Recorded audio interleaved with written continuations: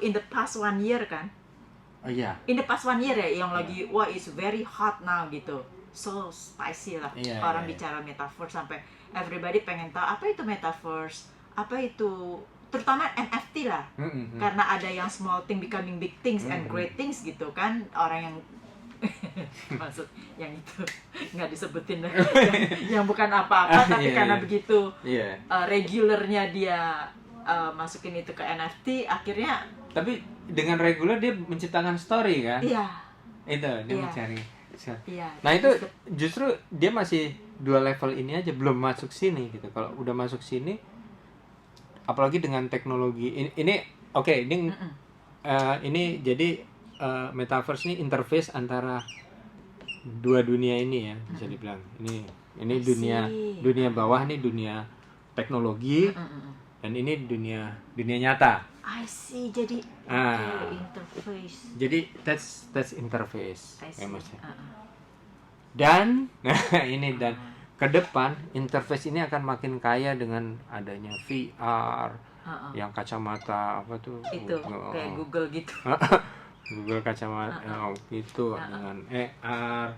Terus saya banyak masuk sini karena saya kan bikin baju yoga itu kan bisa. Oh iya bisa.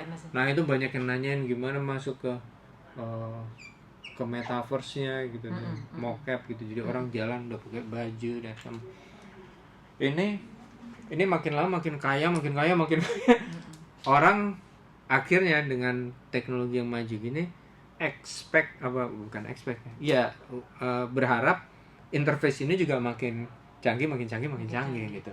Nggak mau lagi mereka interface-nya cuma klik scroll klik gitu kan. Jadi kita juga mau, kalau kita bergerak di sini ide ikut-ikutan bergerak juga dong. Kalau kita bikin kopi ya di situ juga bikin kopi gitu kan. Iya, dan kayak gini, brand tasnya yang tadinya kita cuma gambar bisa dilihat itu. Ini kita bawa. Bisa dibawa. Bisa kita. Wah, ini desainer. Exactly. Desainer ini sekali. Ini ruang yang sangat it's an opportunity. Exactly. Itulah mau kuliah desainer dengan hati. Itu penting. Nah, di situ Mbak. Jadi ini interface 2 dunia fisik dan dunia digital lah ya. Dunia fisik dan dunia digital. Di dunia digital nggak ada yang membatasi. Kalau di sini bikin tas itu butuh bahan kulit dan segala macam, bikin mobil butuh besi panjang misalnya. Di sini kita bisa copy berapa mobilnya. Tambal sulam gitu. Enggak, jadi kita bikin mobil sini nggak butuh bahan, bikin tas nggak butuh bahan. Jadi ya kayak tadi peluang untuk desainer gambar, dia punya kreasi, is a creator yang yang dulu nggak dilihat kali mungkin sekarang malah jadi. Exactly. Makanya kita anak-anak muda sekarang yang muda-muda lah ya. Yang muda-muda kita juga masih muda kok. Justru mereka kalau saya mengarahkan being a creator itu bukan hanya bukan bisa lebih serius gitu lah. Jadi being creator pelajari gitu, belajar, karena bikin produk barang yang bagus kan bukan cuma asal bikin kayak gitu ya, bikin tas. Oke, bikin tas mirip kayak gitu, saya bikin tas yang itu kan soalnya kurang ya. Tapi kalau dia mempelajari sejarahnya, kayak ini dari daerah sini yang tahun dulu ada gunung api meletus dan segala macam yang gitu, terus penduduknya pergi dari sini ke sini kan. Jadilah ini tas yang ini. Nah, the story kan strong gitu. Dan they need to do research. Dia harus banyak belajar sejarah, belajar macam-macam gitu. Story-nya jadi kuat pada saat di sini kuat gitu. Kalau story-nya biasa aja ya emosinya juga nggak dalam kan. Dan akan banyak orang di situ. Real world aja kan berapa, 6-7 billion ya kan. Apalagi di metaverse ya there's no soul, there is nothing kalau nggak ada yang strong storytelling untuk itu. Kompetisinya open, semua orang bisa masuk, so Tapi bagusnya adalah kalau di dunia sekarang ya kayak saya contohnya bikin game. Kalau kita nggak nemu publisher yang bagus gitu yang bisa bantuin marketingin gitu kan kita kan susah gitu. Nggak punya akses ke market gitu. Tapi di sini akses gampang. Dan semua orang punya akses. Jadi satu aksesnya mudah, tapi kompetitornya juga banyak. How aksesnya bagaimana kita masuk ke situ? Kan mudah tuh siapa aja. Ada ya itu artinya kita misalnya di sini yang disebut metaverse sekarang yang sudah populer ya ada berapa ya kayak ya kayak yang umum tuh ya kayak Roblox itu misalnya atau yang Microsoft punya. Ada Microsoft punya tuh lebih banyak untuk kerja, untuk working. Kalau yang Roblox untuk bersosialisasi lah gitu. Itu kita tinggal daftar, login account kita. Jadi sebenarnya segmentasi itu juga sudah di-create oleh creator. Udah. Bahwa ini office, ya, bahwa ini office. is a sport itu. Ya, sports ada metaverse-nya sendiri. Terus untuk bersosialisasi gitu ya, menonton konser itu kan banyak kan nonton konser nge-DJ itu seorang dengerin atau bikin New Year's party dan segala macam itu udah ada. Semua itu udah dan semudah kita login komputer kita dong. Login, password udah gitu aja. Bikin account dan bikin account gitu aja. Tell me, so who's actually own metaverse? Nobody. So who's actually created it? That's a company ya, created gitu. Tapi maksudnya the owner of the metaverse. Goods, objek-objek di situ ya distribute semua. Ini kan interface-nya, yang bikin interface-nya ada. Iya, interface-nya. Yang bikin interface ada, yang terkenal ya kayak Microsoft gitu kan. Dia bikin interface gitu atau Epic Game bikin satu metaverse juga. Tapi yang di dalam ya mereka bisa bikin objek dia sendiri, bikin rumah dia sendiri, bikin barang-barang dia sendiri, dia bisa jual di situ, dia catatkan di sini. Terus ada brand tas ya kayak channel itu dia bikin juga barang di sini. Yang punya siapa? Yang punya ya awalnya si yang punya brand. Tapi begitu dijual udah pindah tangan yang punya orang lain gitu. Is it metaverse the same like universe? Maksudnya cuma satu atau metaverse-nya bisa banyak? Sekarang saat ini banyak. Metaverse itu banyak. Ada banyak. Jadi bukan satu dunia seperti kita tinggal sekarang. Enggak. It won't be like that. I don't think so. You don't think so ya. Jadi metaverse itu misal there's one company ABCD companies create one metaverse. Nah, tinggal siapa nih yang kira-kira interested into it gitu.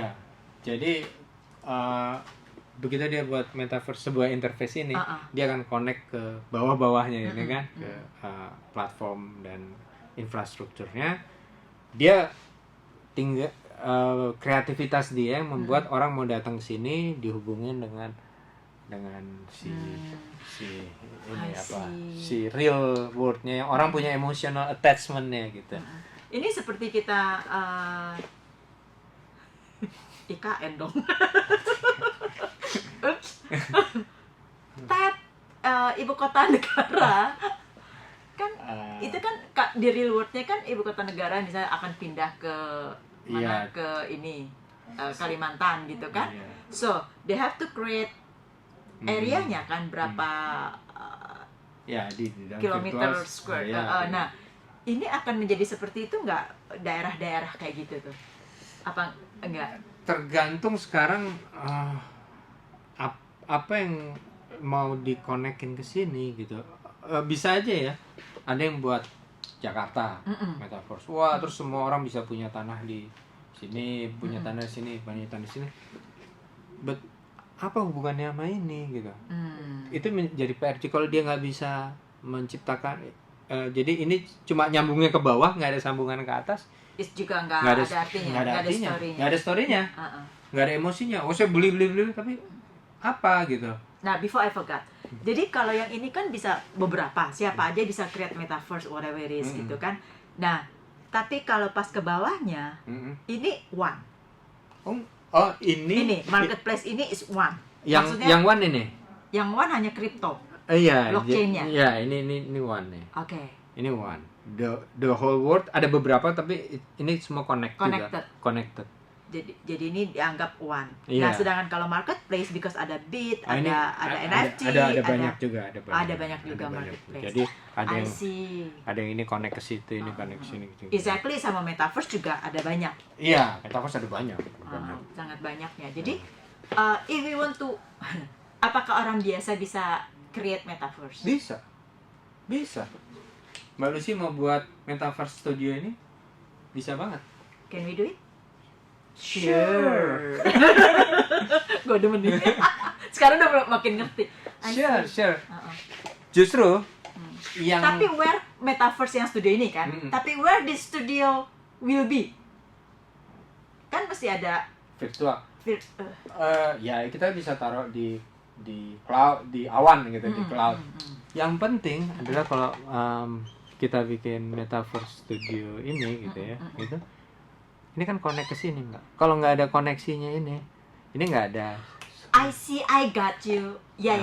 Nah, nanti ngonekin ke sini itu urusan programmer lah. Even better, easier. Easy. Gampang. That's the easy part. So, jadi gini, okay. Let me make me myself and I understand. Jadi, kalau kita mau ada di metaverse, make sure that you have something here. Exactly. Kalau nggak ada di sini, you just create di sini, itu it won't be. It's just virtual, completely. That's it. Maksudnya lepas. Jadi kalau dibilang di real world-nya ya nggak sustain, bisa ada. Iya. Tapi itu possible kan? Possible. Saya sekarang misalnya ada programmer ya gitu, yang tiba-tiba let's make a metaverse gitu, orang bisa datang gitu. Terus tapi ngapain di situ? Emosinya apa gitu? Nggak ada activities yang real yang dikerjakan. Nggak ada orang-orang. Kalau dia bisa, ada inilah artis yang ngetop banget masuk di metaverse ini. Ya itu lumayan langsung. Ada storytelling. Ada storytelling. Orang mau datang, kenapa? Mau deket-deket orang itu kan? Iya kayak gitu. Ada tuh satu, saya kok lupa namanya. Nah, di situ dia jual tanah di metaverse itu, jual tanah gitu kan. Oke, orang beli, dia bisa ngapain ya? Dia bisa ngumpul, bisa ngobrol segala macam. Terus ada pemain basket NBA beli tanah di situ, bikin rumah. Wow, di sekitarnya harganya mahal. Nah, uang yang ditransaksikan itu, ya kan? Ini itu dalam dunia nyata bisa kita cash out nggak? Bisa sih, bisa. I see. Bisa. Okay. Dan itu fluktuasinya sama maunya ya. Bisa tinggi, bisa turun. Ya, itulah makanya itulah. Tergantung emosinya. Tergantung emosinya. Jadi sebenarnya kalau dibilang I'm the marketer in the past was nothing today gitu kan. Sebenarnya with my experience I can make something like how to influence people emotionally untuk bisa, tinggal medianya aja dirubah. Yang biasanya jualnya real dalam media langsung nih atau dulu pakai media TV kan, pakai media video konvensional visual gitu. Nah, medianya ini, dan industri pertama yang akan masuk ya industri advertising. Karena begitu orang masuk sini, emosinya kuat, orang akan datang dan berinteraksi di dalam. Udah langsung. Bahkan yang saya baca ada artikel belum lama, prinsipal akan bikin produk di sini dulu, lihat animonya gimana. Setelah tahu yang banyak dipilih ini, baru dia bikin realnya. Jadi dia tes market, segmentasinya di mana, dengan harga berapa, ternyata di sini worth it to do it in the real world, then they doing it. Karena dibikin di sini nggak butuh bahan. Ya nggak butuh capital lah. Cuma programmer 2 hari bikin 3D artist gitu, jadi wah keren. Taruh, ada yang mau beli nggak ada, ya udah. Wah ini bagus ya. Ya kita bikin realnya. Ya taruh bikin mobil gitu. Ada berapa macam desain ya, coba aja di sini dulu. Nanti mana yang orang pada suka, kita buat realnya. Ini ya sebenarnya bener sih. Kalau kita lihat di panti-panti jompo misalnya kan, I was just thinking out loud gitu ya, dari sana. Yang sekarang itu kan susah sekali untuk beraktivitas segala macam, dengan adanya ini mungkin mereka bisa sosialisasi and then having kind like, enggak ya, itu totally different ya. Kind like friends yang kan mereka alone and lonely. Oke, anak-anak udah nggak tahu kemana. Kalau kita di luar sana kan kita datang dititipin gitu kan, that's it, goodbye gitu. Nah, dengan adanya gini kan dia kan bisa kayak, ya kan? Ini saya yakin 1-2 tahun ke depan tuh kacamata ini udah jadi consumer product bener deh. Kalau sekarang mungkin masih one or two. Iya, 1 or 2. 2 tahun lalu masih industrial product karena masih pakai kabel gitu, komputer kuat kan. Sekarang udah bisa standalone, pakai baterai gitu. Besok udah cuma kacamata gini, Mbak. Ini kan bukannya sama seperti kayak waktu itu games, bukan games, yang Wii itu bukan? Wii bukan ya? Kalau bukan, itu nanti kacamatanya bentuknya kayak kacamata. I know, ya Google gitu kan? Tahu. Tapi maksudnya dulu waktu Wii itu kan katanya kita bisa main dengan tetangga sebelah. Ya itu, tapi kan masih butuh device Wii-nya. Ini udah pakai. That's it. Itu is us. Masuk ke situ. Lalu sih, ya misalnya. Tapi sekarang gini, bagaimana kita saling kenal di metaverse? Kan kita misalnya pakai avatarnya yang I want to be like so pretty and young gitu kan, bisa dong? Bisa. How we introduce one to, terus nggak tahu bulit di situ gitu, wah jadi cewek gitu kan, enggak lah, mungkin sesama laki tapi yang wah apa sih, kalau ini kan santai. Kalau itu pakai yang kayak kerajaan gitu tuh, gimana kita saling itu masuk ke area etika ya, etis. Nah itu ya masih abu-abu dan memang harus hati-hati sih di situ. Itu area yang saat ini masih menjadi mungkin warning ya gitu. Itu is not the real looks gitu ya.